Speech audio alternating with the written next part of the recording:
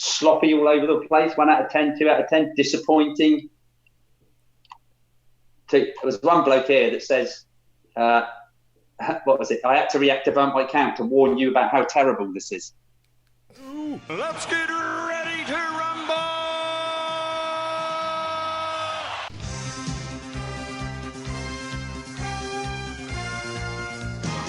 Hello and welcome to Netflix versus Cinema, the podcast that's wondering when is this all going to end.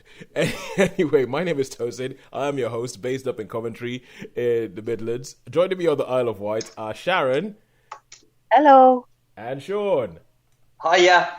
Well, guys, yeah. Now I say, when is this going to end? Because earlier this week I sent you guys a screenshot of an email I got from Odeon Cinemas that said, after what we had, so we had this 3 weeks in a row. 2 weeks ago on the podcast, it was all cinemas are coming back, yay! They're sending us emails saying, beginning of July, yeah, we'll be opening up on the 13th of July. We'll see you there. These are the films we're going to be opening with. Yay!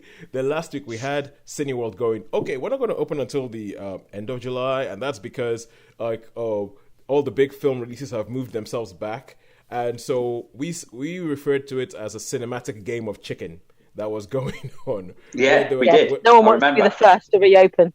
Yeah, nobody wanted to be the first to reopen. The films don't want to go in there until they're sure that people are not going to die at their screenings and all that. So we thought, okay, well, what we have is that we have Odeon. We have Odeon who are going to open up first. Cineworld are going to hold back a bit and go, let's see what happens there. And then after that happens, the films are going to be, okay, and then guess what happened this week? Stop that.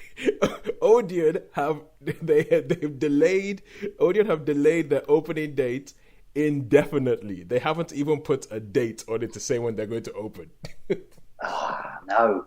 That's terrible. They've delayed it indefinitely, and they have blamed it as well on the films putting everything back. So, I mean, I've got it up here. We've been working hard to get our cinemas ready to reopen safely. However, following postponements in the release dates of this summer's big blockbusters, we've pushed our planned opening of Odeon and Nuneaton, which is where I am, pushed back the planned reopening of Odeon and Nuneaton. We're sorry you'll have to wait a bit longer for big screen entertainment, but we'll let you know as soon as we have a confirmed new reopening date. That's just kind of like saying, yeah, we're... Yeah.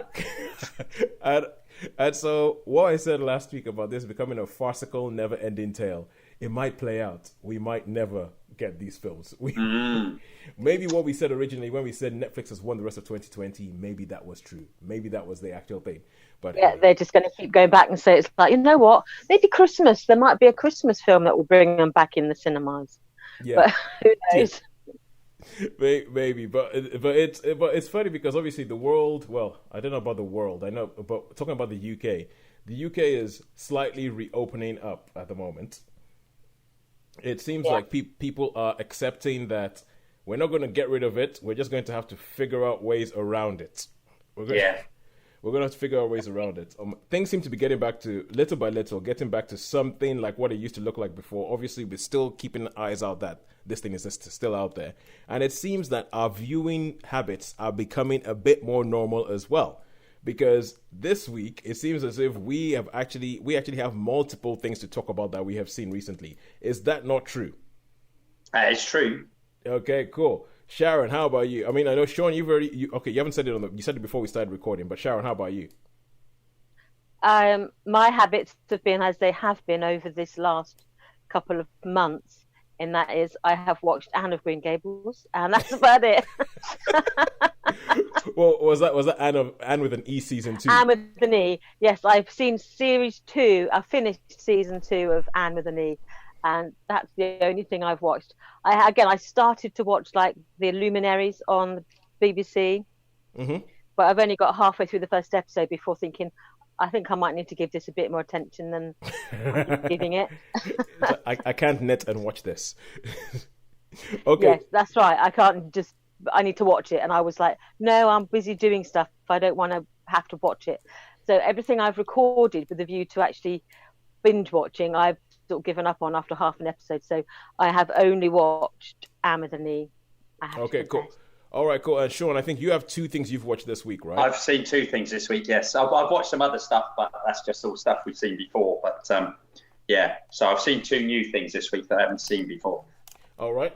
Okay, so what I reckon, right, is I reckon Shaun, you kick off, then I go, then we have Sharon, then we have Shaun, then we have me. All right? Okay, so Shaun, what things have you seen? Okay, well, I've seen a film directed by Spike Lee on Netflix called The Five Bloods. Yep. Okay, which obviously a big production. And I've also seen a 2013 Australian film called These Final Hours, which which was another movie. So those are the 2. So which one would you like me to talk about first? Let's kick off with The Final Hours. Okay, The Final Hours. So basically what's happened, the world is coming to an end, sort of catching fire. The last place is Australia. And it starts off with this man and obviously his wife. And he says, I'm going to this party. I'm going to party for the last. And she goes, oh, you're going to see a lady. Anyway, so he goes off to this party, but on the way, he sees he needs something happens to his car. He needs another car, and he's looking around.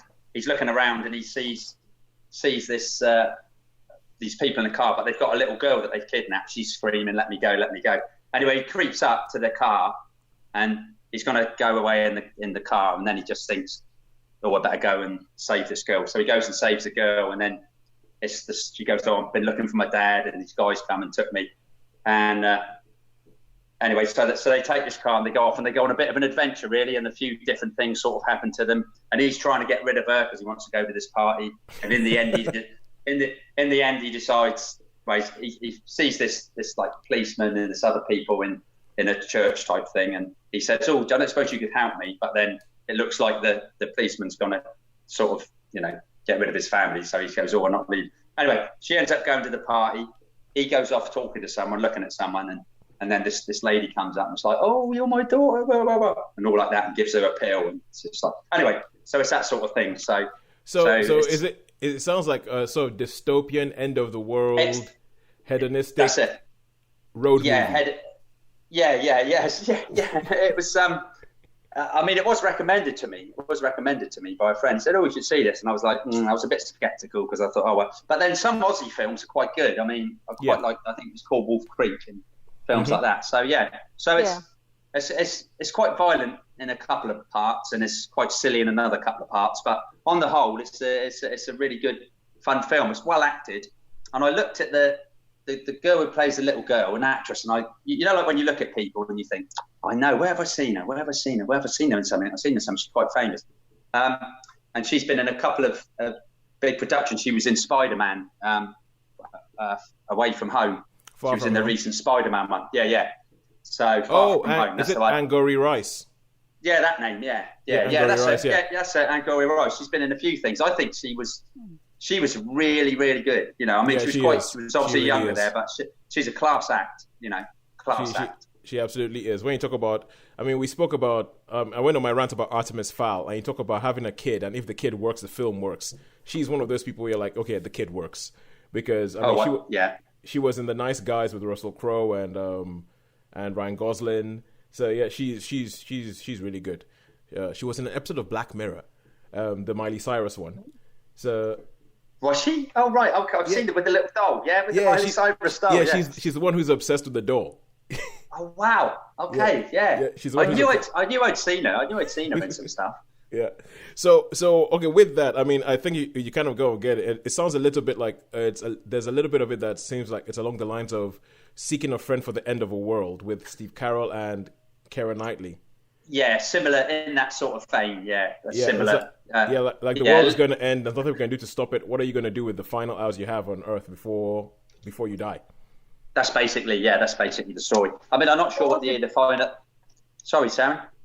No, I was going to say there was a German film, a television series on one of these. You often get them on Sky. Yeah. And I think it was called something like 8 Days, and that was about a comet was going to hit and decimate Europe, and people were given 8 days warning, and they had to all clear off. I only watched the beginning because it got a bit saucy and a little bit too saucy. It was like, let's send the rest of the world in an orgy, and they're sort of very. And so I got to one thing, and I was like, no, not watching this. But all right. It had that end of the world. What could you do if you have a limited amount of time? Yeah. Okay, for those of you who are listening to the podcast, possibly for the first time, we know that some of you are out there who have never listened to the podcast before. We know there's some people in the world who've never heard the podcast before. Yeah, so Sharon has, what is the rule that you have? Is like, are there nipples? Yes, if there's nipples in, it tends to be a bit of a no-no. All right, cool. So yeah, so Shaun, that's like a rated nipples, no nipples. But so Shaun, so what would you rate this sort of like Australian take on the end of the world? Nothing you can do about it. What are you going to do with your final hours? How many stars would you give it? I give it a 3. I give this a 3. Solid 3 stars. Solid 3 stars. Okay, so I'm going to the 2 things I'm going to be talking about this week, because I think we have 5 if I'm counting correctly. The 2 things I'm going to be talking about. I started talking to you guys about Tiger King on Netflix next week. I finished watching that. So I'll talk about that first. The other thing I'm going to talk about is Hamilton. I saw the Hamilton. Yes. Yeah, because Hamilton got released on Disney Plus, but I'll talk about that later. But first of all, Tiger King.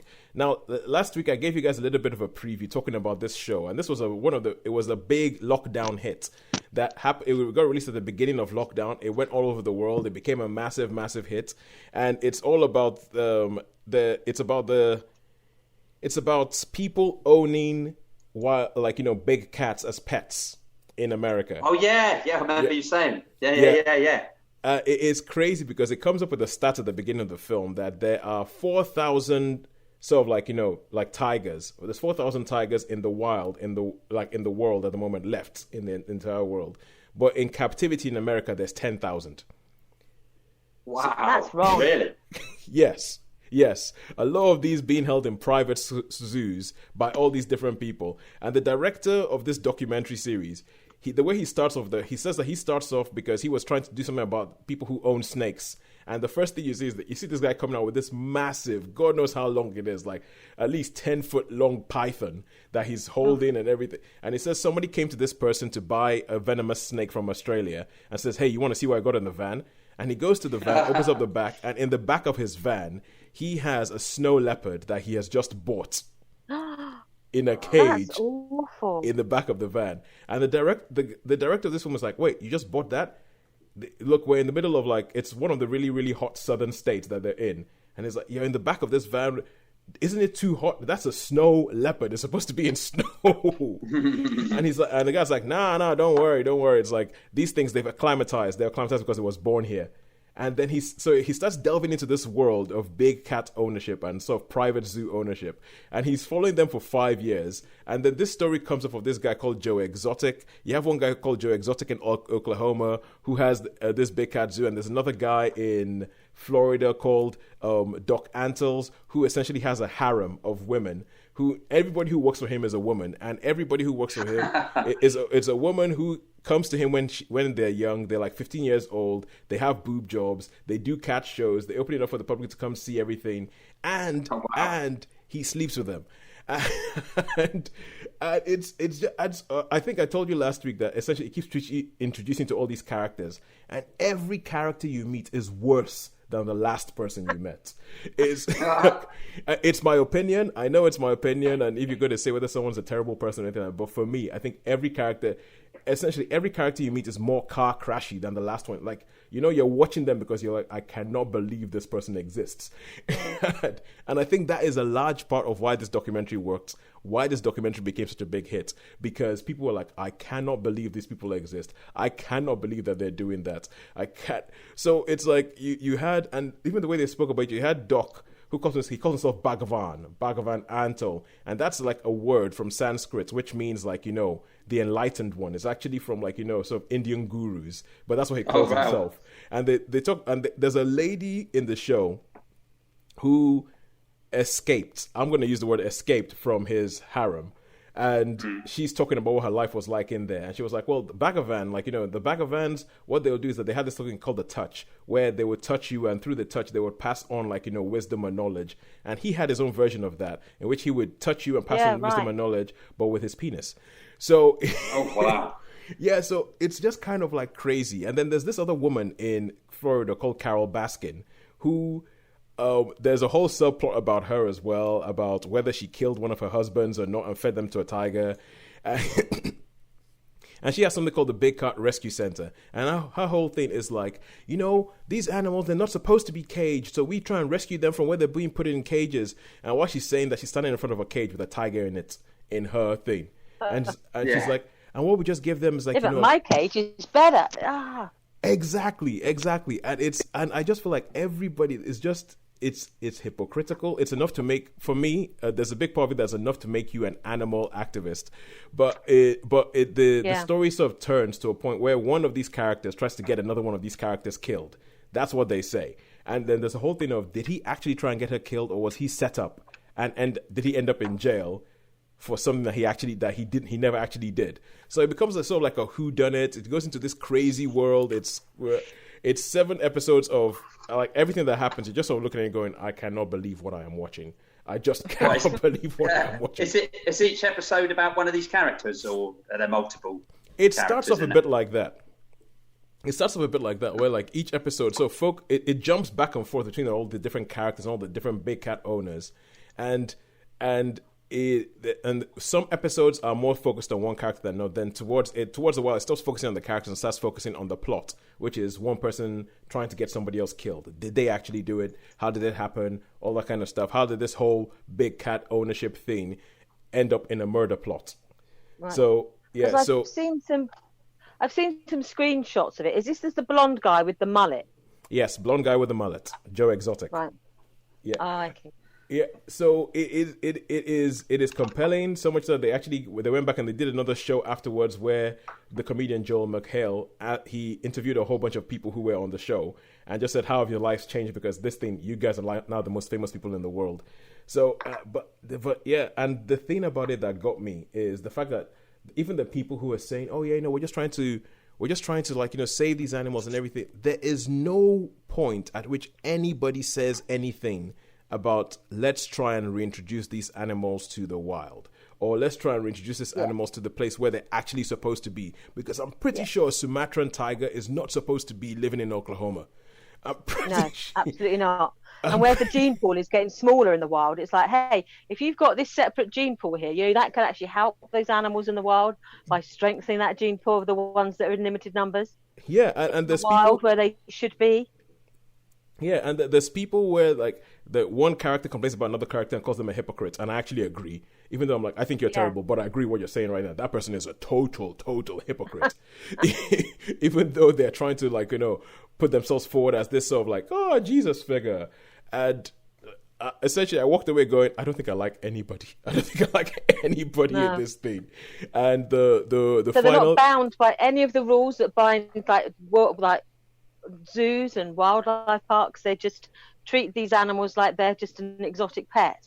Well, I think that whatever zoo thing, I think they have to have some sort of qualification they call the zoo, and to have the public come in and see stuff, they need to have them. But because these people they're also all, I think they're all egomaniacs. They're all egomaniacs. So they film everything. They film everything. There's even a bit in it where I think it's a lion. A lion attacks somebody, and it's filmed. It's filmed. It's crazy. It's made very well. You will watch it and you will think, I cannot believe what I am seeing. And I'll give it a 4 out of 5 for the documentary, but it really does make me. Essentially, I've found as I've grown older, I have become a bit more anti-zoo. I feel like I'm more like, I would rather go see these animals in the place they're supposed to be.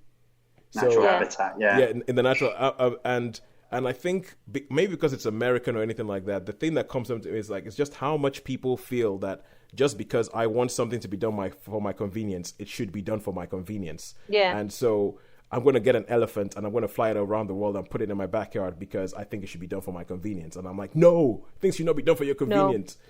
Go to where the elephant is and see it. Anyway, we're taking way too long on this. I'm prepared to accept that I may never see an elephant with my own eyes if they could be back in the wild. I would rather sacrifice that for the rest of my life and for all generations and say, look, you want to see an elephant, you go to where elephants are born and live in the wild. You do not take that creature out of its environment and drop it in a zoo somewhere. Just because it's convenient for you. And I would totally because, agree. you can't ever go to Africa, so you're going to bring Africa to you. No, you leave those animals where they are. Yeah, I wouldn't say I believe in animal rights, but I do feel like, that I think about the humans. I'm like, things should not be done for your convenience. Anyway, Yeah. 4 out of 5 for that. And we are taking a lot of time to complain about things. So, Sharon, is there any chance that you can speedily move us on? Yes, I won't talk about Amazony because I have actually done a quick review, but I did remember a film I did see. I caught the end of it on Talking Pictures, actually, and then I went and found it again on their schedule, and I recorded it so I could watch the whole thing.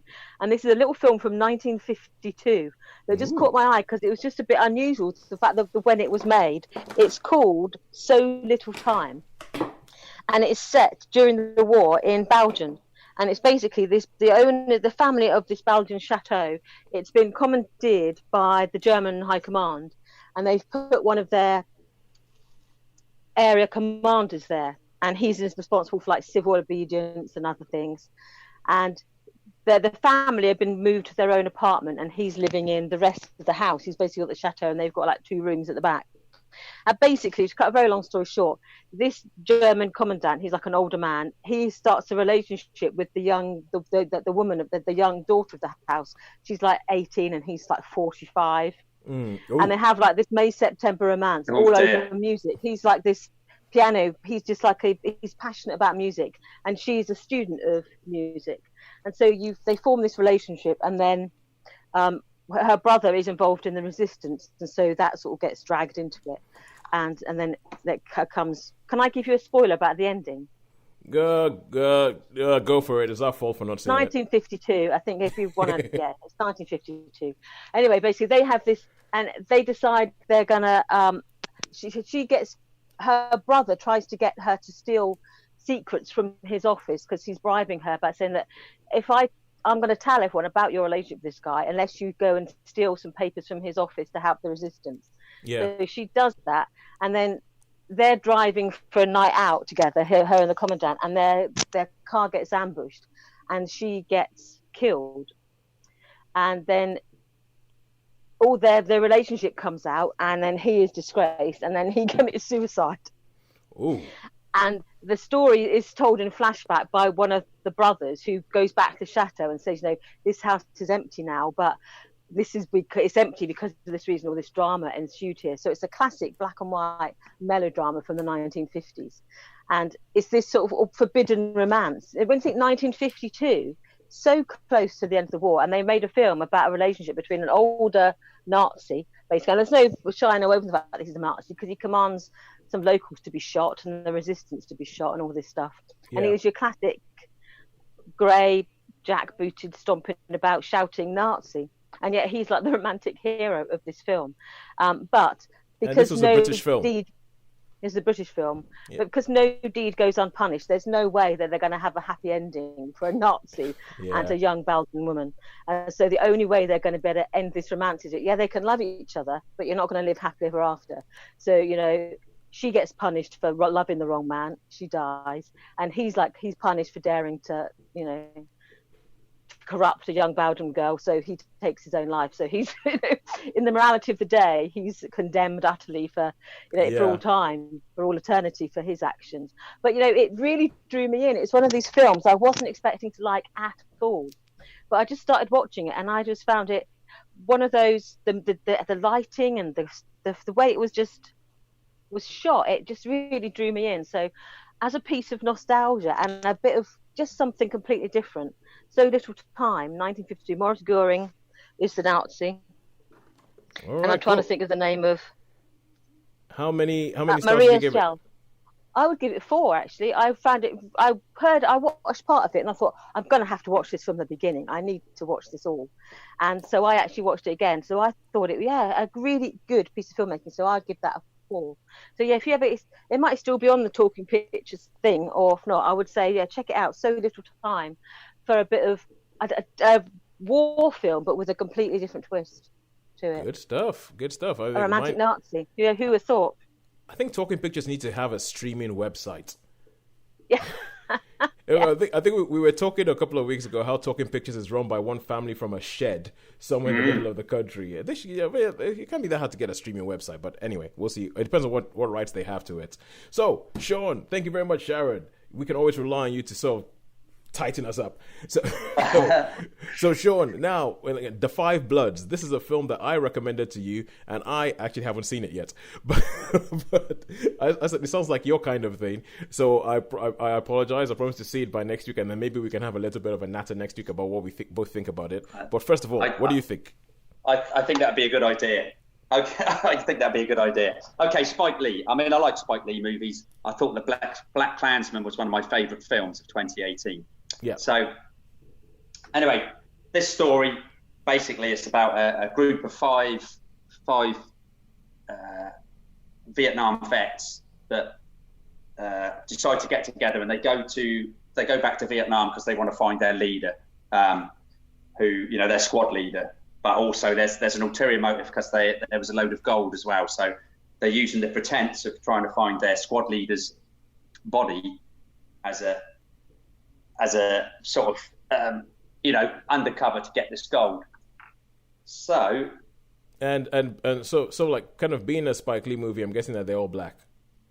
They are all black, yeah. The Five Bloods, obviously, they're all black. Yeah. They're all black. So the movie, that's basically the story. Is them trying to get back to places they've been before. Now, it starts off with typical Spike Lee. You've got a lot of old shots of the actual real footage of Vietnam, stuff that went on, blah, blah, blah. And it starts off, and I'm thinking, oh yeah, this could be interesting. This Spike Lee thing. And then they go over to Vietnam, and they're getting all ready. And then they have the first... There's flashbacks in the film. There's flashbacks in the film to what happened. Yeah. And they're obviously on this mission, and they had the first battle, and I'm shouting at the screen. I'm like, oh my God, Spike, what have you done? You have done absolutely no research on this whatsoever. You've been absolutely no research. They're calling them VC, and they're in NBA uniform. Shaun, you've put yourself on mute. You've put yourself on... Oh, there you go. Yeah. Okay, cool. So the last thing we heard is that they're calling them VC and then NBA uniform. NBA, yeah. They got pith helmets. They got the NBA pith helmets, and there's hundreds of them, and they're just like, anyway. I'm going to wait until you see it because I want to discuss it with you. And I nearly turned it off.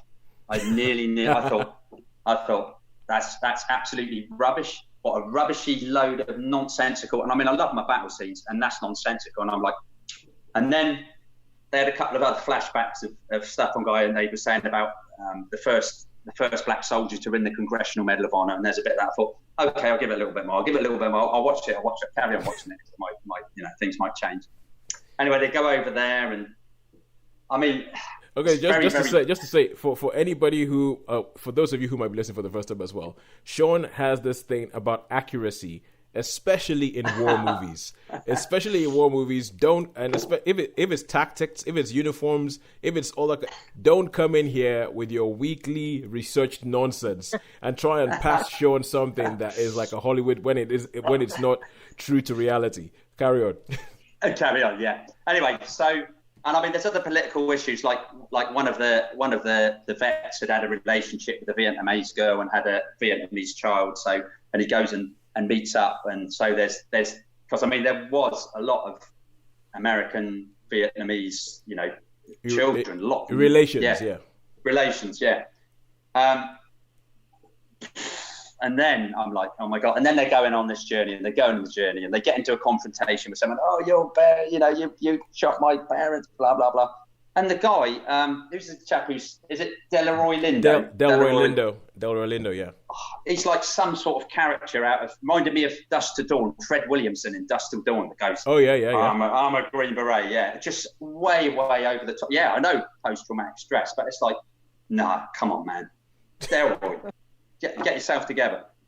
And his son turns up, and there's lots of other things, and they go, and I'm like, and it just, Spike, you should be absolutely ashamed. This is a terrible, terrible, terrible movie. Absolutely awful movie. Probably made me so angry. So angry. And I mean, they're going there to rescue a body, yeah? Yeah. Okay. So far, it sounds a little bit like Three Kings. You know, the George Clooney, Ice Cube, Mark Wahlberg film. Yeah. It's oh, Okay. yeah. So Three okay. Kings is far superior. Far superior. Okay. So we do this. We have Delroy Lindo. We have I know Chadwick Boseman is in it, but I'm guessing he's in the flashback scenes. I'm surprised he's in it. I mean, he's for such a great actor to be in it. I must, I don't know. I don't know what to say, Tosin. I really don't know what to say. This movie is. I'm just going to finish this. This movie is just all over the place. Totally goes from one thing to another. My thought on this is that the directors of Netflix, obviously, Spike's just got a load of money. I don't think the Netflix produced movies are really the ones I've seen that have been produced by some of these great directors. I think they just use the money to, make rubbish just to collect the paycheck, because this film is well, it's a horrible film. Over the place, but acting is awful. The scenes are awful. It doesn't make any sense whatsoever. If you're going to go and rescue someone, why would you bury someone and leave them there? It's just like, come on, Spike. And I reckon he took the paycheck and thought, yeah, they're going to give me a load of money. I'm going to make this film with no research, nothing all together. Really terrible, awful movie. Oh, wow. Okay, cool. I was not expecting that at all. And now I tried to keep that under my hat. I was bursting to go like I do. How many stars? How many stars would you give it? 1. Oh, good Lord. Okay, that is totally opposite to everything I've heard about this film. Okay, this makes me seriously want to go watch this film now. I definitely have to go watch this film now. All right, so that's Shaun's surprising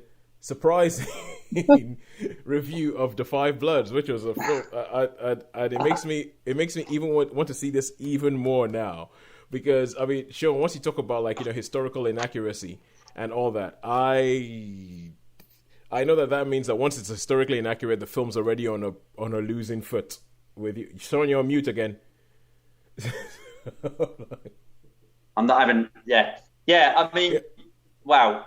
No, it wasn't just that. It was. I mean, the rest of it was awful. I mean, sometimes some films, even if they're not accurate, they can have redeeming features. Do you know what I mean? They can redeem themselves, but this didn't redeem itself at all. It just got worse. But now, moving on to talking about people fighting against an establishment of one kind to something else. I said I saw Hamilton. And so, Hamilton. Oh, yeah. Have you guys heard about Hamilton, first of all? Shaun. I've heard of the musical. Yep.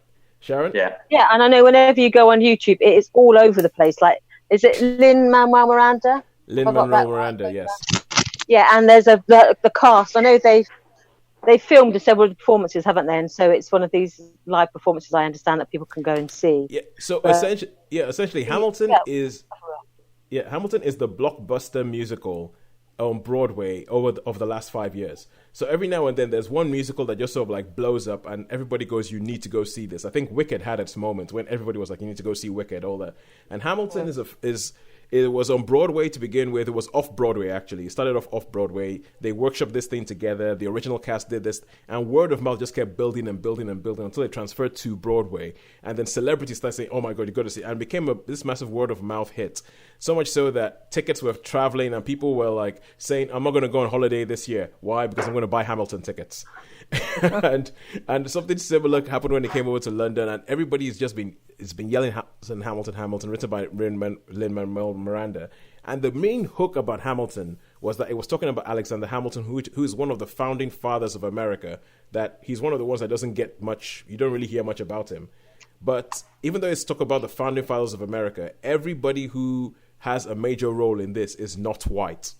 So you had a whole bunch of people who were not white playing a whole bunch of white founding fathers talking about that. Sounds interesting. Yeah, and the way the tagline that they used for it was saying that it's a story about America then told about America now. So okay. And that was the tagline about it. And the other thing as well is people said it was always referred to as the hip hop musical, Hamilton the hip hop musical. So it's told about the founding fathers. It starts off in 1776, is it? I think that's when the War of Independence was. Yeah. Yes, exactly. So it starts off at the beginning of the American Revolution, but it starts off with that. But the soundtrack is all hip hop and R&B, and it has a whole bunch of Hispanic actors, Black actors, like Asian actors. White people are in the minority in this show. Let me put it that way. Apart from Jonathan Groff, who plays King George III, who comes in for quite a funny song, and Hamilton was this thing that had been hyped and hyped and hyped and hyped that I was worried because before the original cast stopped doing it, they filmed it.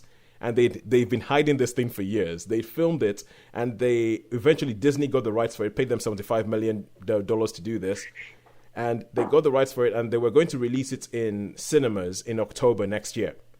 But with everything that was going on and with theaters being shut and all that, they said we were going to move it forward. They moved, and they released it in time for the 4th of July. And I went into this with so it's on Disney Plus. If you want to see Hamilton, you can watch Hamilton on Disney Plus for a tiny, tiny, tiny fraction of what it would have cost you to see it live. And I went into this with trepidation, and I went into this with my expectations low because I was fully expecting the disappointment of overhype. You guys, what it's like when something is hyped so much that when you watch it, you're like, oh, for goodness sake, this is overhyped. This is just totally overhyped. It's happened to me too many times in films where everybody has yelled about something. I've gone to see it, and I've gone like, what was all the hype about? Yeah. So I think that was Les Mis for you, wasn't it? You just did not like Les Mis, even though everyone raved about it. Like, I hated it. Yeah. And Anne Hathaway, you were not sucked into the whole Les Mis whirlwind way. No. I think I would agree with that with Les Mis. That didn't happen with me. It happened with me with the most famous one is Mad Max Fury Road. Didn't gel with it, and with Hamilton, and also especially the fact that everybody raves about the music. And I had tried to listen to the soundtrack on Spotify before I had watched it like years ago, and I'd given up and gone, I don't think the music is all that. I really, really don't think the music is all that. However, when you put the music together with the people on stage, it works. And it works, and it just keeps working. And it shares something in similarity with Les Mis in that there is pretty much no dialogue in the entire thing. The entire thing is sung. Or the entire thing is rapped, and there's lines in it like immigrants, we get the job done, and stuff that you and it's really, really weird because I mean for me watching it at this point in time, it was a little bit weird with everything that's going on in America right now. It seemed to be because Hamilton's talking about one of the founding fathers, and it's almost kind of like saying this. Let's tell you about the great thing this guy did, and it seemed a bit weird to me to have something that is celebrating the birth of America with everything that's going on right now. When you know that, okay, look, that place has problems. Like, sure, not everybody, but like if you're trying to say, America, this wonderful thing, land of the free, and at the same time as you're releasing this thing, there's a Black Lives Matter protest happening probably on the street right outside the theater where this thing originally was. But what I liked about it was that they did not shy away from the fact that some of the founding fathers were not great people. So it's not just kind of like, oh my God, it's great. Oh my God, isn't it wonderful to be American? It isn't that show. It is these people were people. They had an ideal that was worth chasing, but they chased it imperfectly. I mean, Thomas Jefferson comes off like an absolute fill in the expletive here. I think he probably was. Yeah, Thomas Jefferson comes off like an even his entrance to the show. I mean, George Washington's entrance to the show. Love it. Thomas Jefferson's entrance to the show, he's like so up himself, and his let me put it this way, his big number is called "What Did I Miss?" Because while the American Revolution was going on, he was the ambassador to France. So he was in France. So was he responsible for the Louisiana Purchase? I think. Whoa, you know the Louisiana Purchase? What was the Louisiana Purchase? That was where they bought like the whole of Middle America off of France for $1 million or something. Yeah, and they sort of within one stroke they'd sort of more than doubled the size of the United States. So from the original 13 colonies. So I'm pretty sure it was Jefferson was a thing called it's called the Louisiana Purchase where they bought it off of France. It sounds like Jefferson because they make a big point of the fact that Jefferson loves the French and Jefferson sort of like links with the French and there's I think that there's some bits in it. For instance, people have been talking about making a Hamilton film ever since this became a big thing. Let's make a Hamilton movie. Let's make a Hamilton movie. And I don't think it would work as a film. That's my personal thing. Maybe I just don't have enough vision, but I don't think it would work as a film because my wife and I were watching it and we were theater geeking out about this because this thing makes me want to get back on stage. It makes me want to get back and do something. And we were theater geeking out about it because some of the things that they do, they have like a double revolving stage. So they have a concentric circles of revolves. And there's some I like all that. What?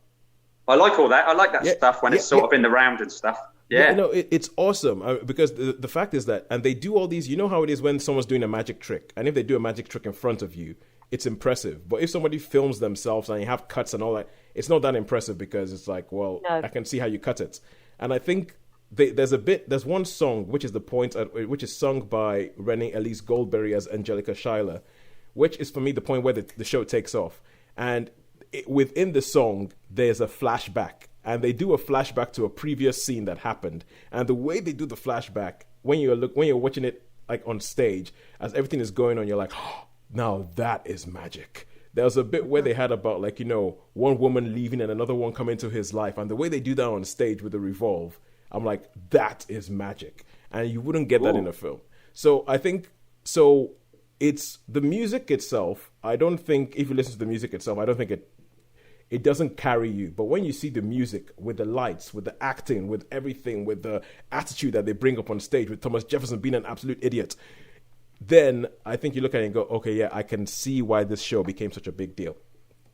And but for instance, because obviously Thomas Jefferson, I'll just end up by saying, and going back to one of the first things, which I think that they said they always had from the beginning, and it was one of the big gimmicks, so to say, of Hamilton, which I think is a little bit more than a gimmick, of the fact that obviously in history, all these people were white, but you have all these white people who founded America being played by non-white actors who doing the same roles, and I think that it seems like a gimmick, but it does different things to different people. And I think it affects different people in different ways, depending on what, like one of my friends who saw it, and he said he loved it as well. He says he absolutely loved it.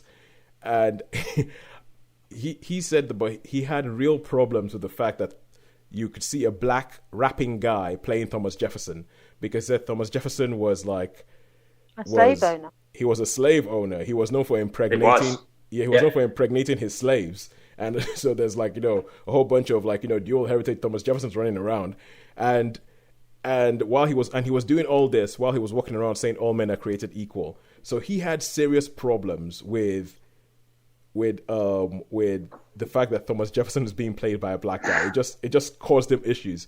For me, I was watching it and I was thinking, this is actually kind of, it took it off the fact, because usually if you'd had something where it'd been all white people playing the founding fathers of America, it would be all about, oh my God, look how terrible this place is, all these white people, and look all the people that they're oppressing. This, I think, made you focus on the ideas of what they were going about, and made you actually start questioning the ideas of what America was set up for and how it has done. How has America done in actually doing that? So I really, really like it. I'm not as evangelical as some people are. I'm not as oh my God, it's the best thing ever. I just think that it does something it's almost in a way that, like, the people who made Hamilton went, we're going to do this, we're going to cast it with people who are not white, and we're going to see what that does. I don't think they had a very definite idea that it will do this, it will make you see this. I think it's everybody who sees it will have a different reaction to it, but the main thing it will do is make you think. And so I love the film version, or the filmed version of Hamilton, which is up on Disney Plus right now. I would give it 4 out of 5, and I'll say everybody needs to go see it because, quite frankly, you will walk away with it with probably something different from me. So, yeah, that's it. That's really good. Just out of interest, he purchased it. It was Jefferson, and he purchased it for $3,750,000, and it was 828,000 square miles, trebling the size of the United States. That's crazy, yeah. What year was that in? It was dated 1803. Ratified in December 1803. France transferred authority over the region to the United States. Wow, that's the way to build a United States, isn't it? The way to build a country. Sorry, just the way what you just said, it just made me, it made me think about, because they have these bits where they're arguing about how they're going to set up America and the Constitution and all that, and whether they're going to go help France in the French Revolution, in the fight in the Napoleonic Wars, whether they're going to go help France out, that whole thing, that scene is done as a rap battle. So like Eminem in 8 Mile and all that. So they give the mic. They give the mic to Thomas Jefferson. Thomas Jefferson raps his case, and they give the mic to Alexander Hamilton. Hamilton raps his case, and I love it. I was like, yeah, that is a rap battle, and I think it's a great way of getting history out, and it's a great way of just so it. I think the show is a lot of things to a lot of people, and I think even if you watch they have an interview with the original cast saying what did it mean to you to be part of this, and some of the stories that they tell about what it meant to people, and how one of them was like, there's a scene in it where they had 4 people it had 4 non-white actors standing on a stage singing about friendship, and he's like, I've been in musical theater like a decade, I have never seen that, seen that, and it's really good. So yeah, 4 out of 5 for that. All right, so that is Hamilton. For those of you who have Disney Plus, go get it. If you don't have Disney Plus, get 1 month's free trial, watch Hamilton, then leave. Right, so it's time that we come on to our cinema interview. We've had a bit of a longer review section this week because, as I said, this is something I think things are getting back a bit more to normal. So what we've been doing throughout lockdown is that we've been having interviews with people who love films, and this week we have Ben Jeapes, a friend of mine, a published author, and I think I explained a little bit more about the whole thing in it, but I'll let Ben do it, and enjoy the interview with Ben. Hello, Ben, and welcome to the Netflix versus Cinema podcast interview. Thank you for joining us. It's a pleasure to be here. Yes. So, Ben, you were... we recorded another podcast with you, which was all about us ranting about Hollywood, which should have gone on by the time this episode goes on. Yes.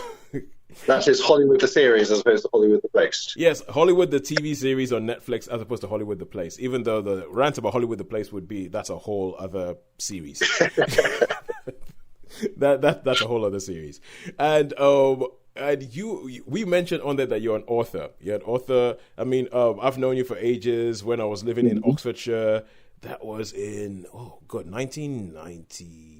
Late 90s, early 2000s. Yeah, it was, 2000s, yes. Yeah, I was there from 98. I was there from 98 to 2000, and then I went off to university.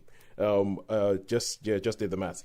So you're an author, but obviously we're all about TV and cinema and all that kind of stuff. But could you just tell us a little bit about your background as an author? Like, what kind of things have you done?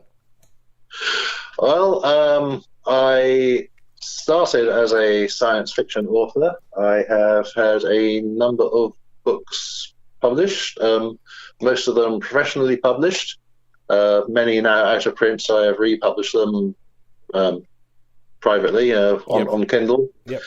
I now, though, make a living as a full-time ghostwriter, writing stories for other people, which annoyingly makes more money than my own books ever did. But yeah, it's a living. And I feel I have made my statements to the world, and now I have to get by and earn my way. So that's my rationale. Is I've made my statement to the world. They decided to listen more when I'm pretending to be somebody else. Yes. I don't know, but I'd have to say, because you've written books and I think I'll give some of the titles out here. So if anybody's listening wants to try and track them down, I think the first one you wrote was His Majesty's Starship.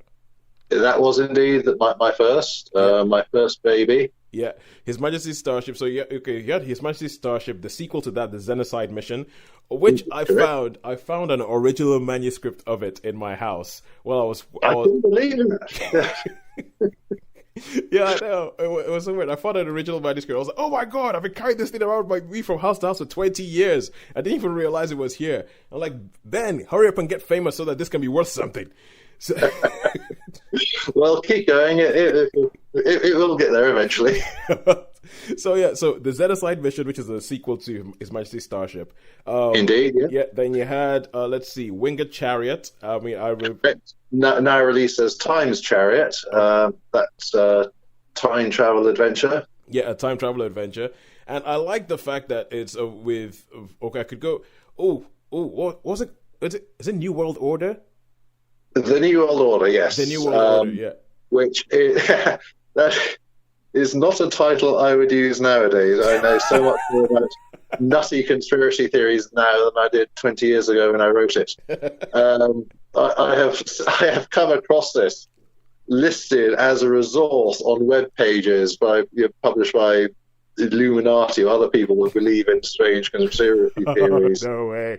I even got an email once from someone saying, "Can I interview you about your book, The New World Order?" Fortunately, I looked them up before responding and saw exactly where they're coming from. So, I replied, "Yeah, you can interview me, but you ought to know this is a book about an alternate history set during the English Civil War." And got a polite brush off after that, because there are some things that even the conspiracy theorists don't particularly want to go into, and science fiction is one of them.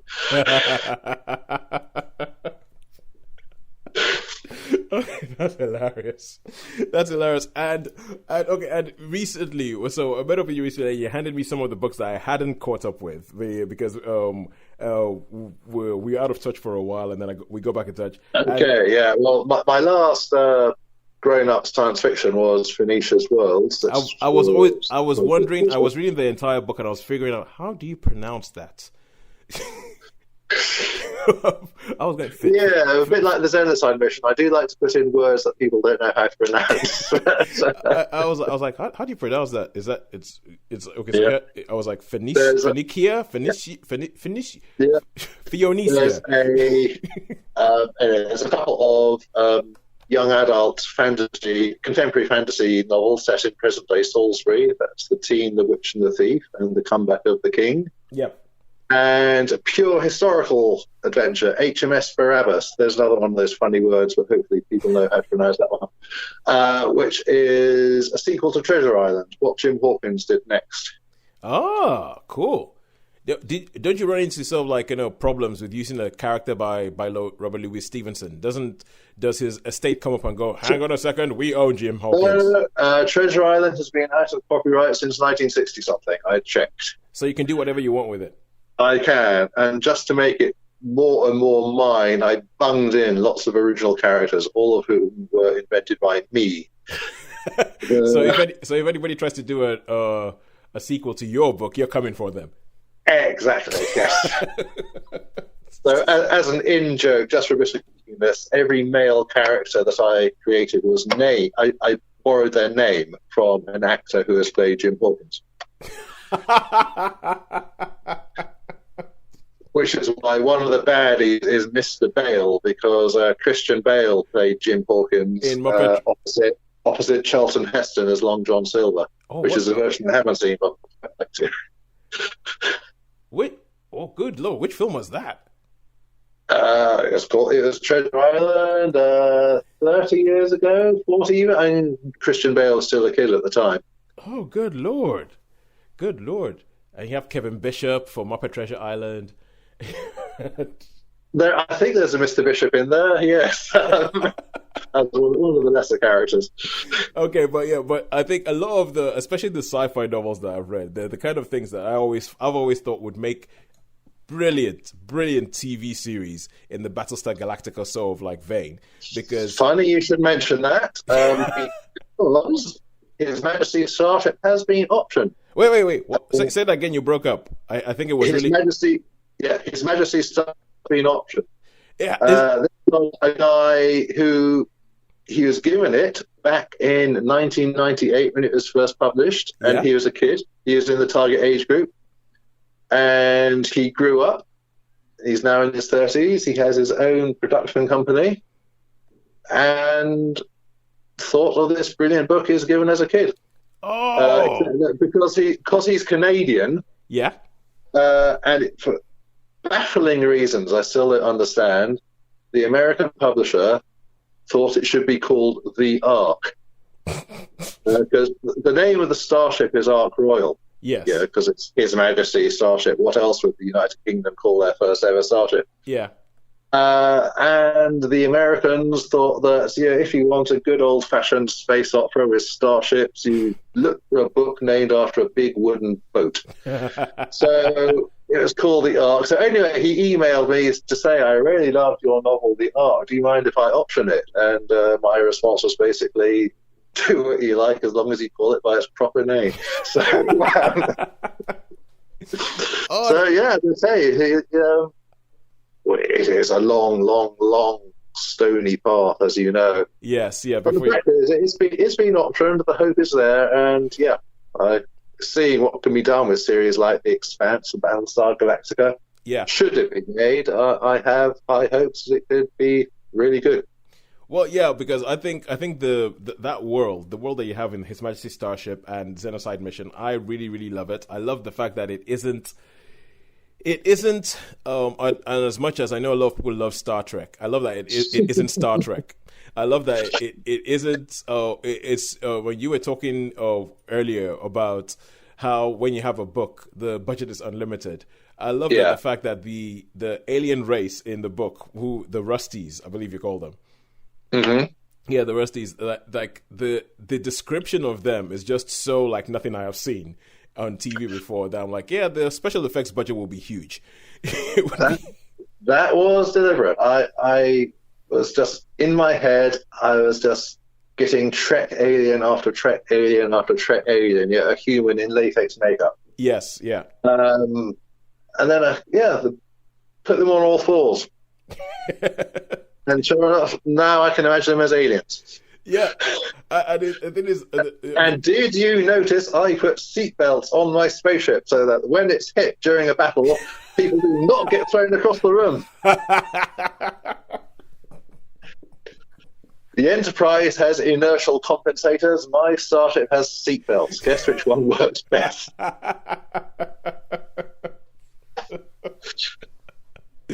I have to admit, I did not notice that.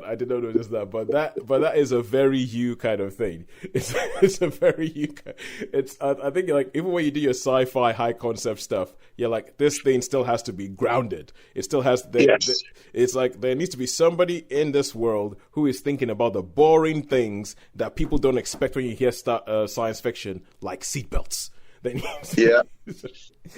So yeah, and I just think that it is and I know that there's other things that you did, like for instance, Phoenicia's World. There's a bit that I absolutely love, the fact that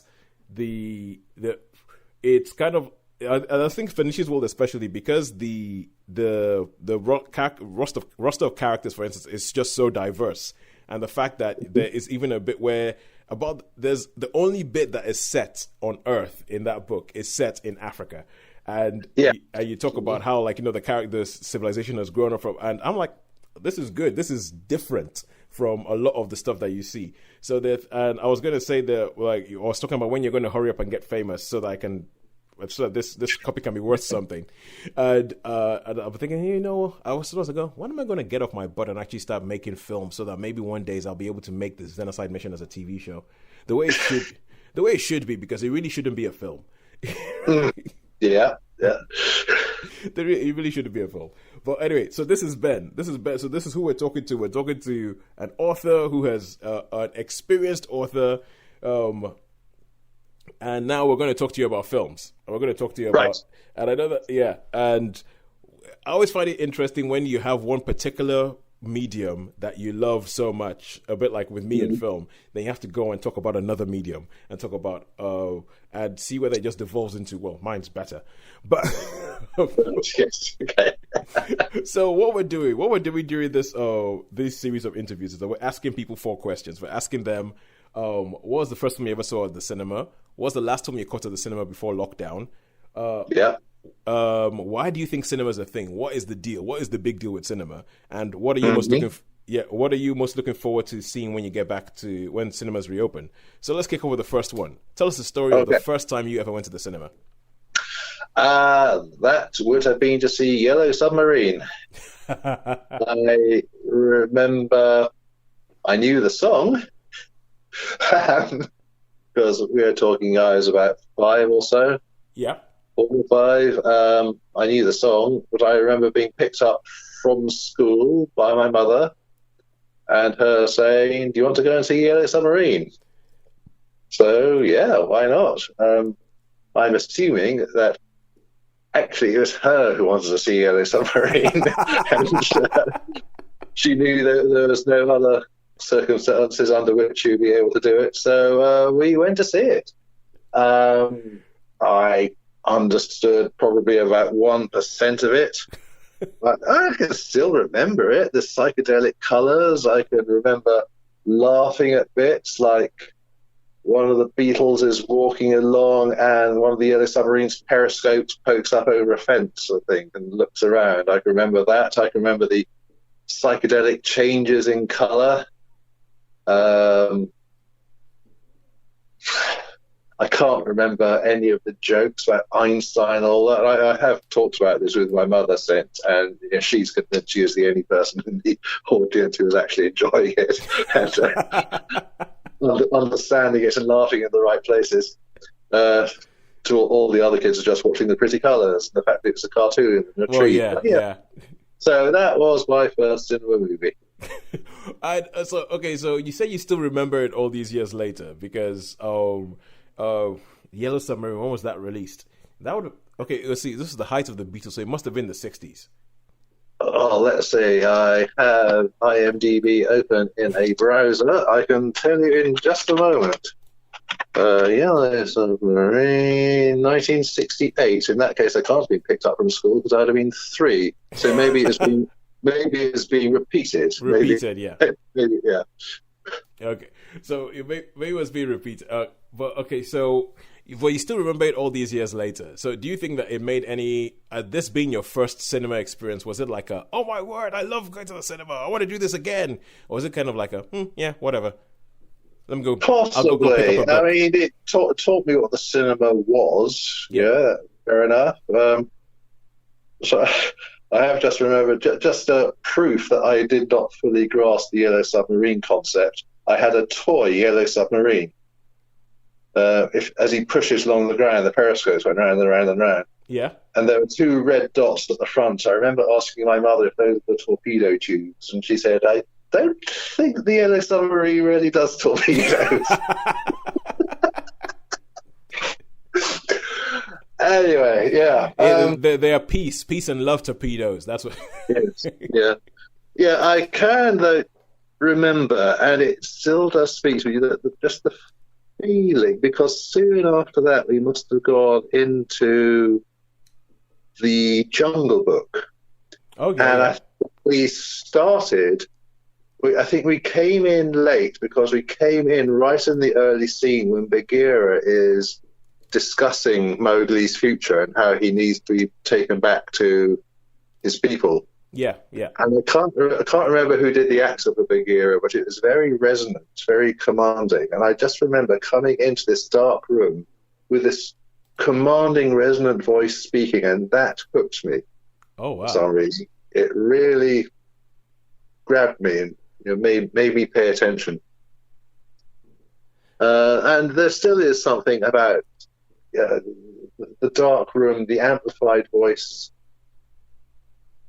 You are transported in a way you never will be watching a movie on the TV in your front. Yeah. All right. So, okay, you're jumping on to another question. And yes, we just before we jump, I think we need to give that sonorous voice its due. That was Sebastian Cabot, who played Bagheera. Okay. I was about to say Ben Kingsley. I was like, no, a couple of decades too late. Yes. A couple of decades too late. And then I was about to go, oh no, wasn't it John Sanders? I was like, no, he was Shere Khan. You were Shere Khan. Oh yes. Yeah.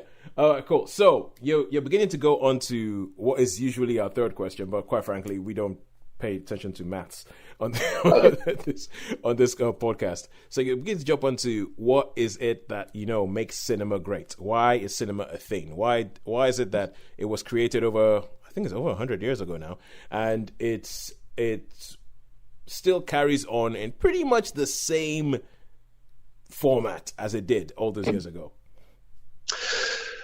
It is an interesting example of the power of tradition, I think. I can remember when the longer films would have an intermission. Yeah. I can remember the ice cream lady standing at the front with her tray. Yeah, this is still a treat. I think my parents grew up under wartime rationing, and the attitude that was instilled into me was still having sweets, ice cream, anything like that was unusual. It was a treat. It was not something you just pop out to the shop and do, even though I've been able to do that for most of my life. And yeah, going to the cinema was like going to the theatre. It was an outing. You didn't quite put on your special clothes, I suppose older generations might. And that tradition still lasts, even though nowadays there's absolutely no reason to buy a 5-gallon bucket of popcorn or whatever, as people do. Yeah. It is just tweaking the thing in our DNA that wants a bit of ceremony and ritual and a special time.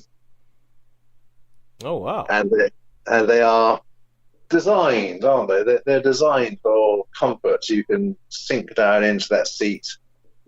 Even me, I'm 6'5". Modern cinemas, they have adequate seating for someone like me. Yeah. And look up at the screen and lose yourself. I can now actually wind back, if you like, to link to the second question you're going to ask me. What was the last film I saw before lockdown? Yeah. Which was The Rise of Skywalker. And say what you like about any of the prequels, Phantom Menace and all that. Sitting in a cinema as the lights went out and the 20th Century Fox music came up, followed by the opening chord of the Star Wars theme. And it had been, 20 years since I last saw a Star Wars movie? Yeah, yeah. But instantly taken back to childhood.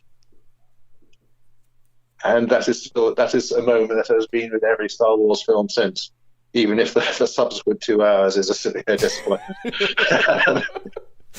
It's worth paying money for that experience. Okay, you see. Now, in a conversation we were having earlier, I was talking about how I've pretty much put a moratorium on me talking about Batman vs. Superman. And I think The Rise of Skywalker is another one of those films that, yes, that I could whinge about all day. I could whinge about all day. Well, yeah. And I enjoyed it, but I enjoyed it more when I first saw it in 1977 and 1980 and 1983. Oh, good Lord. You're threatening to pull the rant out of me, Ben. You're threatening to pull the rant out of me. Because, but the problem is, as I said, we've been doing these interviews, and I was listening back and I realized on 2 of those interviews, they devolved into me ranting about The Rise of Skywalker. Okay, let's not go there then. Oh, good Lord. Moving on to Twitter. Yeah. I agree with you. Let me put it that way. I agree with you. With the difference being that I didn't enjoy it at all. So yeah. But yeah. So what you were saying about that idea of us of the experience and paying the money to just have that experience of the 20th Century Fox, followed by the first strains of the first couple of notes of John Williams' Star Wars score. Yeah. So, okay, you're talking about the experience, right? And it's all about the experience. And I think nowadays people are talking a lot more about how people are now buying things, like how the high streets are getting boarded up because people are more willing to spend money on an experience. And at the same time, people talk about, there's a whole bunch of things in that. There's people talk about the fact that cinema tickets are so expensive now, but they'd rather spend that money on an escape room, but there's still that experience you talk about. And then if it's about the experience, people are complaining about smaller films like your rom-coms, your art house movie from an unknown Polish director getting squeezed out. But the problem is that they don't give you that as much of an experience as something as a Star Wars or as an Avengers or something like that. So indeed. So what is, and only because I am playing totally to stereotypes and saying you're an author, so you're bound to like the small movie made by the Polish unknown director. You're bound to like that film. So if you're saying it's all about the experience, then what happens to those films? Because they don't give you that experience. For that, I think I'm admiring the craftsmanship. I mean, like recently, or was it earlier this year, we watched The Seventh Seal, Oh, yeah. which, as a gripping narrative, is deadly bloody dull, and extremely Swedish. No one raises their voice above a monotone, but you can just admire the way it is made. It's like, and listening to a good symphony, I don't just hear the tune, though the tune does help. Yeah. I can hear the different instruments and hear how they interact. If I'm watching a film, I can think, oh, I see what they did there. Oh, right, yes. We watched Some Like It Hot recently as well, which is just brilliantly told, an utter farce of a story. Yeah. Brilliantly told as a movie. It wouldn't work as a book. It works as a movie. Yeah, true. And it wouldn't work if it was about two women trying to escape the mob and hiding in a women's band. It only works because it's two men, and it only works because those two men are Jack Lemmon and Tony Curtis. Yeah, that is true, yeah. It is being aware of the mechanisms. What else have we watched this film? So just having oh yeah, Citizen Kane, of course. You watch that film and it is just full of cinematic tricks. Which one? Citizen Kane. Oh, yeah. Orson Welles' cinematographer specifically asked to work with him because there were all these tricks he wanted to try. And Orson Welles, being a theatre director who never actually made a movie, just said, yeah, sure. And there are so many things like the scenery, which was designed to be pulled apart the moment it was out of lens shot, just so that the camera could appear to move through it. Yeah. So on. And deep focus and all that kind of stuff. Yes, actors appear in reflection. You realise someone must have dug a hole in the floor to put the camera down there because you're looking right up at Orson Welles as he walks past. Admiring the craftsmanship, which is I've never really seen a good CGI movie because you could have a billion exploding spaceships on screen, whoopee. Whereas you watch the Battle of Endor in Return of the Jedi? Yeah. Every single model was there on screen. It was doing something, even if it was only for a couple of seconds before it was exploded in a slight puff, which they then added the explosion sound to. Yeah. Every single thing you saw on screen actually happened in one form or another. So does that mean that when you say you haven't seen a good CGI film, are you including Avatar in that? Okay, that's the exception that proves the rule. That was a crap story, but that was very good. That was pushing the limits of what you could do. Yeah. And I think some of the hardware in that they deliberately made look clunky to make it look like models to latch on to the part of your brain that says this has to be real, which is a trick that the Star Wars prequels didn't manage. Well, okay. So, but when you talk about that, so how about something like Toy Story? How about animation that's all computer generated? Oh, I love the Toy Story movies. I was a bit too bland when I said I've never seen a good CGI movie. I've never seen a good movie that relies primarily on CGI effects would be more like it. Okay, Toy Story. I love the stories, and again, you can see the fun they're having and the tricks they throw in. Likewise, The Incredibles. Oh yeah. And The Incredibles 2. You can tell you're in the hands of people who know what they're doing and care and respect your intelligence enough that to assume you're going to get it. Yes. Yes, I couldn't agree more with that. I think that's one of the things I love about all the people who eventually got swallowed by the big, massive conglomerate that is Disney. So, yes. I think Pixar, Marvel, that's what I love about them is the fact that they go, no, we expect you to be intelligent and we expect you to get what it is that we're doing. So I think Pixar and Marvel have made some. When you consider that they're talking about what is supposed to be a kid's medium, and comic books, that they have told some incredibly adult stories. Yes. Yeah, they've told some incredibly grown-up stories that make you go, whoa. They certainly have. Yeah, it's like, how are they getting away with this? How are they doing? How are they making this work? And it's okay. So, but you're talking about those smaller films. You're talking about the Citizen Kane. You're talking about the Seventh Seal and all that.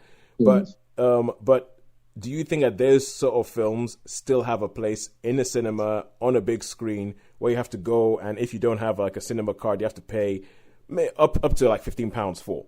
Do you think they still have a place in there, or do you think that you can still appreciate that craft with a big massive TV on a projection on a wall in your house? I think you probably can. You're never going to fully recreate the experience of seeing them as they originally appeared in the cinema. But to some extent, that's good, because I can remember the days when smoking was still allowed in cinemas, and it was assumed there was an invisible force field down the centre aisle. You could smoke on the left and not smoke on the right, and that was fine for non-smokers. And the seats were manky and everything. So, yeah. There could be. I mean, I think people still do go to see these things in cinemas. It is still possible to do if you're prepared to spend the money. Yeah. But you don't have to. So really, we have the best of both worlds nowadays. Well, but there's also the fact. I mean, we were talking a little bit about the economics of Hollywood in the spoiler rant we did about Hollywood, the TV series, and that essentially it doesn't work for the people. Have talked about the fact that if you look at the rom-com, one of the episodes we're talking about, we got our hands on some market research that a friend of mine sent me, because she's a market researcher, and there was a whole bunch of stuff about cinemas. And they spoke about the fact that the rom-com has pretty much disappeared from cinemas, because those sort of films, they think about the amount of money they have to spend to market it and do all that kind of stuff, and in the end, they're not going to have enough people watch the film in a cinema to make their money back. So those films end up on Netflix, they end up on Amazon Prime, they end up on Apple TV, but they don't end up in the cinema anymore. So the smaller films, the smaller, more left field experimental films are ending up on streaming services, as opposed to, unless you have something like Parasite, which everybody just kind of goes, oh my god. Which I haven't seen yet. You haven't seen? Okay, I will say nothing more about Parasite then until you see it, because you need to know nothing before you see that film. Yeah. Like we watched the Two Popes last year, which was a Netflix thing, wasn't it? Which two brilliant world-class actors. So yeah, it's an interesting point that probably would not have worked so well on the big screen as it did. Well, it would not have worked as a financial prospect. I think. No. Yeah, I think it would still have been a great film. But financially, it would most likely have lost the studio money. Yes, actually, to rewind to the last question, that also does actually depend very heavily on CGI effects. But because those CGI effects are recreating the Sistine Chapel and things like that, you don't realise it's CGI. You actually stop to think, hang on, did they really film that in the Sistine Chapel? Hang on, did the Vatican? So again, that kind of cleverness, I'm absolutely fine by that. Just prepared to sit back and enjoy. Well, yeah, I have to admit, like, for instance, Forrest Gump. I think Forrest Gump was one of the first films I remember seeing where the computer effects were not in your face. Yes. The computer, and I remember that people were saying those are the computer effects. I was like, no, they couldn't. Wait, actually, hang on a second here. It must have been. How else would they have done that? And he started to realize, yes. You're like, how else would they have done? Yeah, that must have been the way. I have definitely seen Gary Sinise with legs. Therefore, that must have been a computer effect. Yes.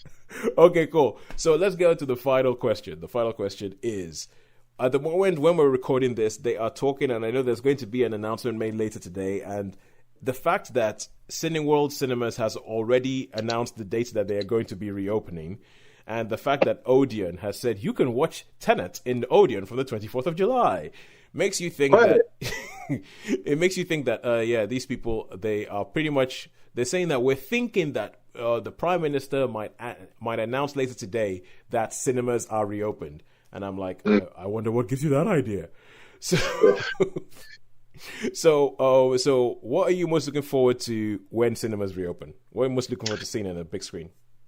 Well, coincidentally, a film I was or put back to this autumn anyway because of COVID. I think the next Bond movie. Oh yes, No Time to Die. Again, Bond movies are best watched at least for the first time on the big screen because they're designed for it. Yeah, they are just shot in the assumption that you'll watch them on this massive great screen several meters away. Yeah. And whether it be good or bad, I don't know. I think Casino Royale was one of the best Bond movies ever. It was immediately followed by Quantum of Solace, which was one of the worst Bond movies ever. So there's just no knowing what you do with Daniel Craig. I live in hope. Yeah, well, I have to say, I know Quantum of Solace gets a really bad. Essentially, Quantum of Solace is a whipping boy. It is an absolute whipping boy of the Bond franchise, and I maintain that I don't think it's as bad as everybody makes out. Like, for instance, I put it this way: when I see the amount of abuse Quantum of Solace gets compared to the amount of praise Skyfall gets, I don't think the gap is that wide. I don't think it's as wide. Okay, I'll go with that. If you can cut off the first 10 minutes of Quantum of Solace, it suddenly becomes much better. But as it starts, it is an absolute mess. Even if you know it follows on from Casino Royale, you just have no idea what's happening because it's shot for people with attention deficit disorder and I'm sorry, that is not to do down people with ADHD. Okay, it is shot for people with the attention span of fleas. No shot lasts more than about half a frame, and yet this is meant to be a life and death fight. Yeah, that's the bit at the beginning in the car chase. Yeah, compare this with the highlight of one of the best ever Bond films, From Russia with Love, which is a fight to the death between Sean Connery and Robert Shaw on the Orient Express. Yeah, and you know this is to the death. Every blow counts. Every shot, you know exactly what is happening to who and who is doing what. And you are on the edge of your seat because it is obvious that Red Grant is the better fighter. Yeah. Bond only wins that fight because of his magic box in the briefcase. Yeah. And that is gripping. I could watch that over and over again, and I wish whoever made Quantum of Solace had also watched that and realised this is something you do a screen fight. All right, so what do you think about the homage to that train fight that they did in Spectre between Daniel Craig and David Bautista? It was okay. They've had other train fights, and Roger Moore had a couple, didn't he? Live and Let Die, and at least one other. Oh, That's Why You Love Me. And yeah, it was okay, but they're only ever going to raise memories of the original. So if you're going to do a homage, at least be as good as or better than. Otherwise, just find another way to fill 5 minutes. Yeah, go do something else. All right, cool. Thank you very much, Ben. Here, let's hope that No Time to Die ends up being a fitting swan song for Daniel Craig, because it's going to be his last. I've forgotten that. Yeah. I really hope so, and I really hope that because in the trailer for No Time to Die, there is that one shot, and you should know what shot I'm talking about. It involves a motorcycle and it involves a wall. And that one shot that actually made my mouth go, whoa! It made my jaw drop open. I was like, I hope there's more stuff. I hope there's more stuff like that in the film. Because if there's more stuff like, if they've just shown us their best shot, then, good lord, it might not be. It might be a bad 2 and something hours, because Bond films are never long and shorter than 2 hours. So, yeah. Yeah, I shall look at that with interest. All right. Well, thank you so much for coming onto the podcast, Ben, and we'll chat to you soon. Okay. Yeah. Right. And that was Ben. Once again, Ben, thank you very, very much for joining us on the podcast. So, Shaun, Sharon, what did you think about the interview with Ben and what he had to say? Do you want to start first, Sharon, or do you want me to? You go. Star Wars. All right, Star Wars rears its ugly head, and I was quite interested. Yeah, so I mean that seems to have popped up. But interesting with James Bond. Interesting. I mean, I know that was a bit later on in the interview, but because he mentioned Robert Shaw on the train. Yeah. You know, that's well, From Russia with Love is my favourite Bond movie. Some of the stuff he was saying about the other Bond movies was, I found that really, really interesting. And I mean, if someone's got the rights to that book of his, which what was it called? The Ark or something? Is it? The Ark was His Majesty's Starship. His Majesty's Starship. Yeah, that'd be pretty cool. The Ark was the American title. Was the American title that he hated. That's right. Yeah. Which is not surprising. So. Yeah, but no. But as I said, yeah. If you, I think I have a copy of it. I think I actually have a signed copy of His Majesty's Starship somewhere. And as I said, I'm actually looking. Yeah, I can see the original manuscript of the Xenocide Mission right beside me right now, which was the sequel to His Majesty's Starship. I really like the worlds he builds in that. Yeah. Yeah, it sounds quite interesting. He sounds a really, really interesting guy, actually. Yeah. So, and what he was saying about the Jungle Book as well. That I mean, I like that a little bit because they used the same voices, didn't they? And I think the guy, who's the guy who played Baloo the Panther? That was somebody Cabot, wasn't it? Bruce Cabot, something like that. Oh, who played the Panther? I remember doing. Yeah. I remember looking up. I remember looking this up.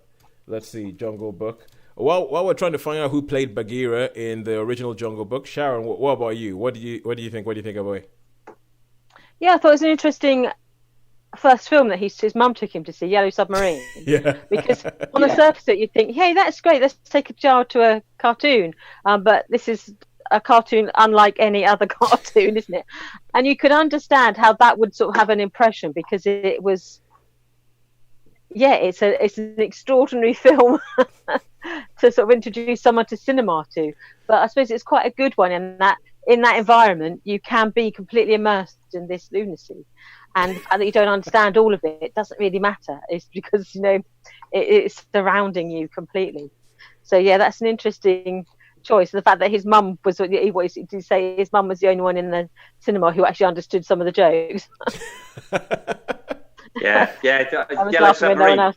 Yeah. Have you seen Yellow Submarine, Toes? I have not seen Yellow Submarine. I've only ever heard about it. Yeah. I think I've only seen bits. I've only seen bits of every the blue meanies and the glove. Yeah. Oh right. Okay. Yeah. I mean, I think that was made because I mean, obviously, when it was made in the time for people taking crazy drugs, wasn't it? Really. And I think it's a film for dropping some acid and sitting in the cinema and going, whoa, what's that? With the old, with the blue meanies and the giant glove. Yeah. I thought the whole idea was that you didn't need to drop acid you just feel like you dropped acid after watching the film. Well, probably, yeah. I mean, I've only ever seen it on TV. I never caught it at the cinema. So, but yes, I've only seen it on television, and I probably didn't understand half of what's going on. I thought, no. Oh. Well, I don't think it's supposed to make any sense, to be honest with you. I think it's a pretty. But there's some good tunes in it. I like the Fall on the Hill, and there's a few memorable characters in it. So yeah. Yeah, I think I watched it primarily because of the music, and then I thought, what was that all about? So it's an interesting introduction to cinema for him, anyway. So yeah, definitely. So Sebastian Cabot is the person who played Sebastian Cabot. That's it. Yeah. Sebastian Cabot plays. It is a distinctive voice, isn't it? It is. Yeah. Well, actually, in the whole of that '67 Jungle Book, like you mentioned, you've got Shere Khan, haven't you? And George Sanders, George Sanders and Phil Harris. Phil Harris, yeah, he was in. He did most of the Disney stuff, didn't he? He did Little John in Robin Hood in the Thomas O'Malley in the Aristocats. I just remember him saying the line, "Hey, who's driving this flying umbrella?" Yeah. He had a great voice. An absolutely great voice. So, all right, cool. So, anything else from Ben's interview? I I'm just Just running through my head the films you talked about Bond. Talked about some of the other films. Yeah, but I mean, we could talk a bit more in depth about Bond because I mean, it is interesting with Bond movies because I mean, I basically hate everything except Live and Let Die with Roger Moore. So I can't stand Roger Moore. I don't like Pierce Brosnan. I don't mind this Daniel Craig. I think he's pretty good. And I did like the guy who did the two.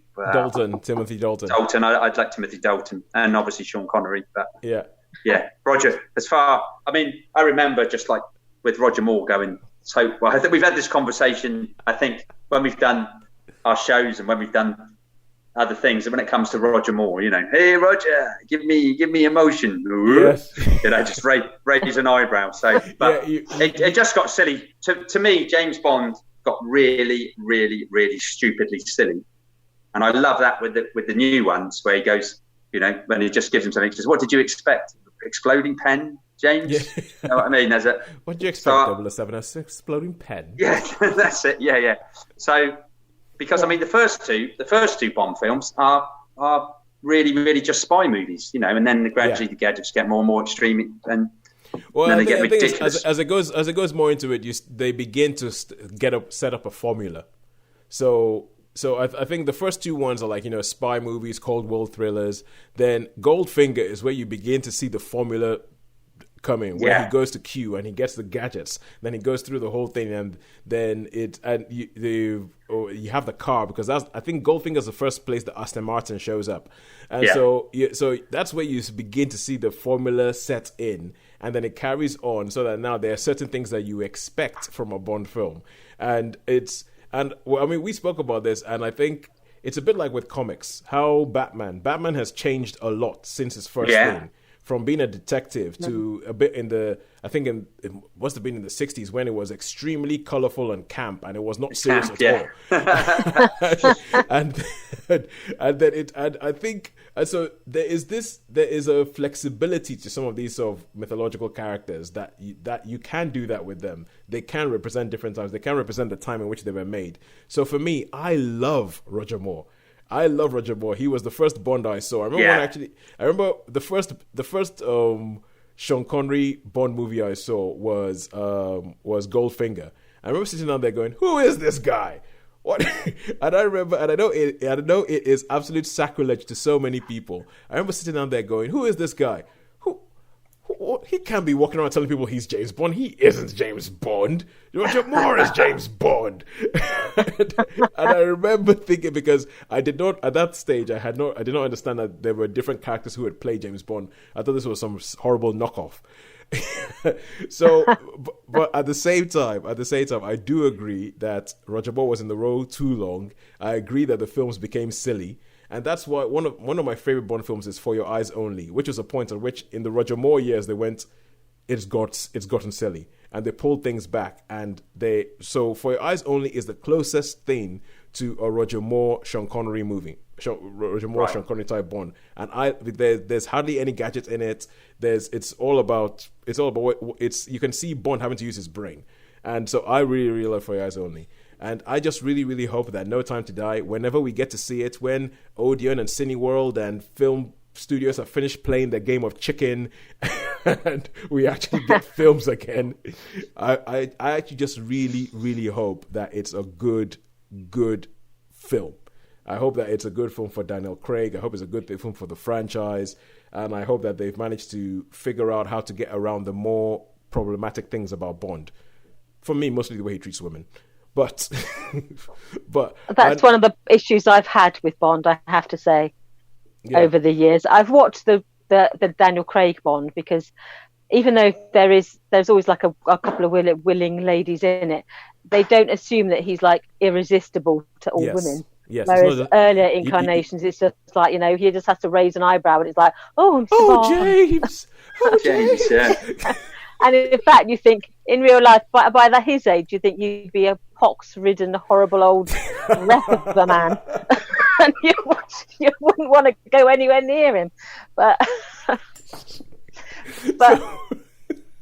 Yes, sir. Carry it, Sharon. Daniel Craig has like, drawn that aspect back a bit, so you don't feel quite so sort of, ick when you when you watch the film. Yeah, Not that I'm a great fan anyway, to be honest with you. No, I think with Daniel Craig as well, there's a few stronger women lead now characters, isn't there? Like, I mean, Moneypenny, they've changed Moneypenny into quite a bit of a, a hard one. Whereas in the Sean Connery runs, it was always, oh, James, she just showed up at the beginning, flirted with James for 5 minutes, and then that's it. That was her role. Yeah. Yeah. I mean, I don't feel like the Daniel Craig movies have escaped that entirely. I know not entirely. There was a bit in Skyfall. There's one particular female character that the treatment of her, I'm like, what the heck? But it's I don't think that they've escaped that entirely. But yeah, it's what it is. I guess. Well, okay. But one final thing I'd like to say about something that I'm not sure, because as I said in there, I've done another interview with Ben, because Ben, the film, the TV series Hollywood that I was complaining about a couple of weeks ago. Yes. Yeah. He sent me something on Facebook saying, "Have you seen Hollywood? Have you finished watching it? I need to complain about it to somebody." and so we have another half an hour discussion where we just essentially go on about Hollywood, and I'm going to put that on as a ranting special of us just ranting about Hollywood. And in there, I think he might mention it in this one as well. He says that this is the reason why he likes books, because if somebody writes a book, you can direct it in your own head, and you can have exactly what you want in your own head, and you can say, this is how it's going to look like, that's what it's going to look like. And he's like, yeah, in books you can have whatever budget you want, which is why I think he spoke about how he decided to make the aliens in his novel something that actually was like an alien, something that he hadn't seen before. So I just think that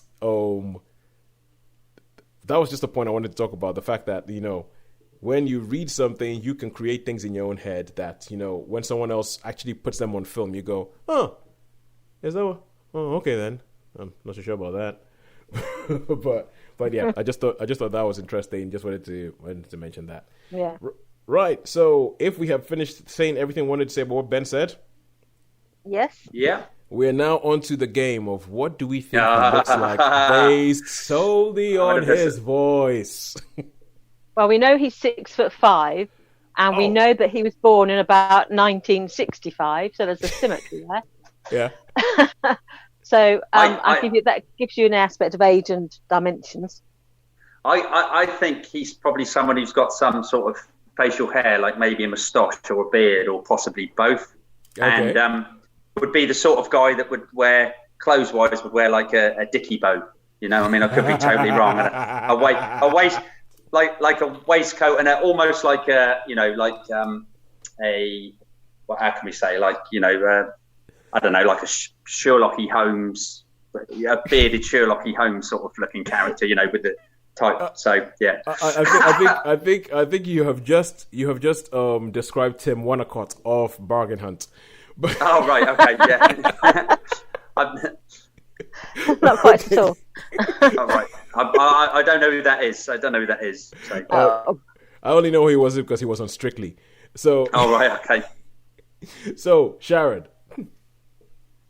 Well, in my head, because of his height and the way he was talking, I just picture him like a retired police officer. That's so tall, quite obviously. Some tall people don't like their height, so they tend to hide it. But I get the feeling by the way he talks that he embraces his height. So he stands up straight. He's got salt and pepper hair. He's greying. He's quite upright, quite smart in his appearance. Looks you straight in the eye. He's quite direct. I get the feeling, intelligent, and does he have facial hair? I don't think so. I think he's quite clean shaven and he keeps himself quite tidy and quite neat. Because tall people can be worried that they're intimidating. So I'd imagine he is quite self-contained as well in his actions. Oh, there's a great line about that in the TV series on Amazon Prime, The Marvelous Mrs. Maisel. There's a great line where Zachary Levi, he plays a character that he's talking about what it's like being tall, and how when you're tall you can't get angry, because if you get angry everybody gets scared around you, because it's like you just look like an angry building. so yeah, good at that. Okay, cool. So that's what we reckon. That's what you guys reckon. All right. So Ben, when you finally listen to this, Prove him wrong. Show us a picture. Let us know what you look like. Although if you can probably go online and find, he is a published author, you can probably find a picture from a dust jacket or something. But anyway, that's it. So until next week, where we will see what the next chapter is in this unfolding saga that is cinema's never coming back. We'll see what the next chapter is. Until next week, it's a goodbye from me. It's a goodbye from me. And it's a goodbye from me. We'll see you guys next week. See you later.